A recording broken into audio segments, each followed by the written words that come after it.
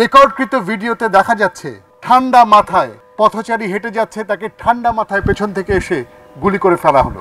আহত মানুষকে টেনে নিয়ে যাচ্ছে তার স্বজন। এত নির্বিচার হত্যাকাণ্ড স্বাধীনতার পরে কখনো বাংলাদেশে ঘটে নাই। এই সময়ে আমরা আমাদের প্রতিদিনের খাবার খাচ্ছি, বাজার সদাই করছি, ফুর্তি করছি, সব করছি।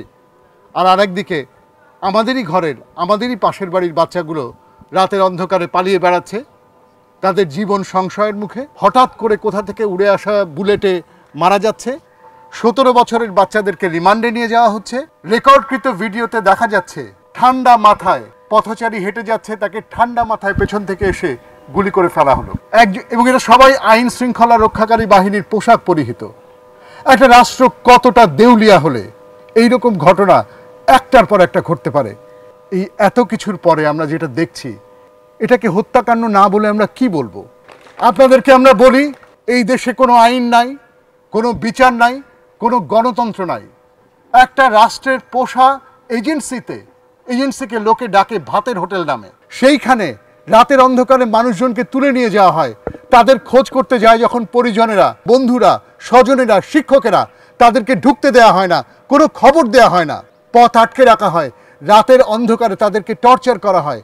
তারা দিনের পর দিন যে কাজটা করছেন সেটা ভুল না, তারা সুস্পষ্টভাবে মিথ্যাচার করছেন। গত 15 বছর ধরে ভোটারবিহীন নির্বাচন করে আপনারা নিজেদের বৈধতা দাবি করেছেন। অনির্বাচিত সরকাররা নির্বাচিত সেজে ক্ষমতায় থেকে নানা রকমের নিপীড়ন দেশের মানুষের উপর চালিয়ে গেছেন। আমরা মনে করি এগুলোর থেকে সরকারের সরে আসার সময় এসছে। যদি সরকার না সরে আসে, ইতিহাস, সময়, জনগণ সরকারকে এই পথ থেকে সরতে বাধ্য করবে। আমরা মনে করি অনেক হয়েছে। একদিকে একটা দ্বিমুখী নীতি, দিনের বেলা অশ্রুপাত, সম্পদের জন্য অশ্রুপাত, স্বজনদেরকে ধরে কান্নাকাটি, টাকা পয়সা দিয়ে কম্পেনসেট করার চেষ্টা করা, মিডিয়াতে দেখিয়ে বাহবা কুড়ানোর চেষ্টা করা, সিম্প্যাথি আদায় করা। অন্যদিকে রাতের অন্ধকারে তুলে নিয়ে যে লিখিয়ে বিবৃতি পাঠ করিয়ে ভিডিও করা। আমরা মনে করি সরকারের এই দ্বিমুখী নীতি থেকে সরে আসা আশু জরুরি। সরকারকে আমরা শুধু এইটাই বলি, দাবি করব কার কাছে, বিচার চাইব কার কাছে?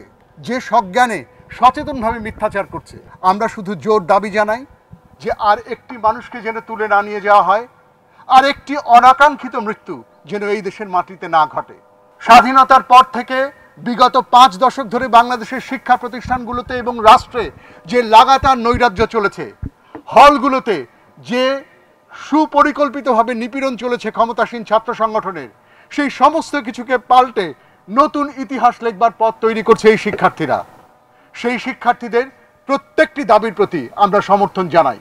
ছাত্র জনতার ঐক্যবদ্ধ আন্দোলনের মধ্যে দিয়ে আমরা একদিন নিশ্চয়ই একটা গণতান্ত্রিক বাংলাদেশ, প্রহসনের নির্বাচনবিহীন সত্যিকার জনপ্রতিনিধিত্বমূলক বাংলাদেশ, যেখানে মানুষকে মানুষ হিসেবে বিচার করা হবে, তার দলের পরিচয় দিয়ে না, এই রকম বাংলাদেশ আমরা কায়েম করব। সেই আহ্বানে, সেই লড়াইয়ে আপনাদেরকে আমাদের সাথে থাকবার এবং একসাথে এই লড়াইকে বেগবান করবার আহ্বান জানাই।